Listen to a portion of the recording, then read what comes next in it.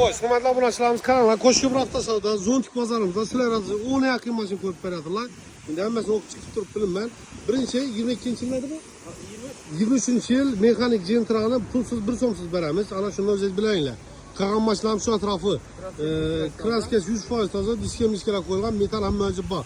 Notariska o'zingizdan bo'ladi, alik to'lovi? Alik to'lovi 4 million 700 ming so'mdan chiqadi. Nadirbek ham shu yerda bo'ladi. Jiyan xudo xolasa, gelsangizlar, kelishib chiroyli baho qilib beramiz.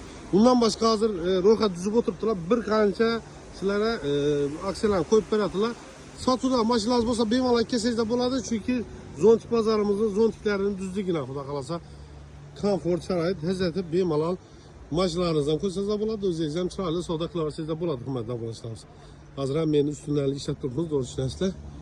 Rakamsa ham meni xudo xolasa Zontik bilan qoplanyapti, hurmatli obunachilarimiz. Kelaverasizlar, sizlar shu 24 soat xizmatdamiz. Zontik bozorimiz eng katta bozorimizdan biri hisoblanadi, bilasizlar.